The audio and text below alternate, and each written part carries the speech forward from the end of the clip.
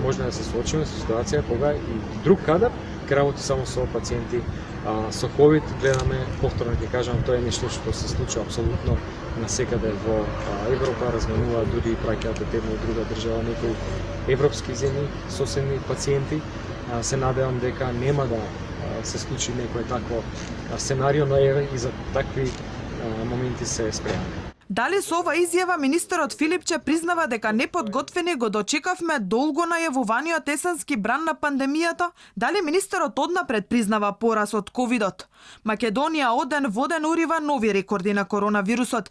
Статистиките за заразени и починати се меѓу најцрните во регионот. Црвениот аларм одамна свири, а здравствените власти со задоцнети сценарија како да го гаснат пожарот.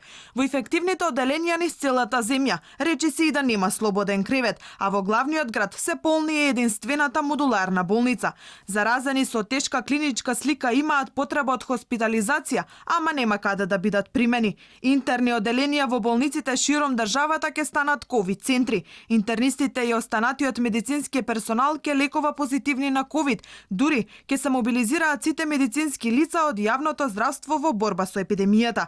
И не само ова, последниот план на здравствените власти предвидува и дополнителни термини за ковид тестирање и ветување дека бројот на извршени тестови нема да се намалува. Но кои медицински работници ќе го спроведат тоа?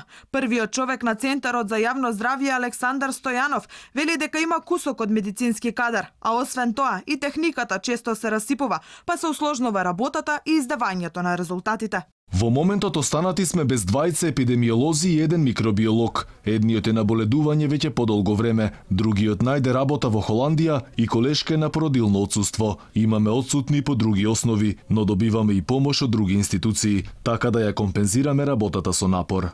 Токму сега се гледа потребата од 16 монтажни болници за кои се чека пари од Светска банка. Дали и тука здравствените власти потврлија со губење на драгоцено време, наместо со ребалансот, кој што сега е во собраниска процедура, да се издвојат средства за поставување на барем неколку од нив, таму каде што епидемиолошката слика е најтешка.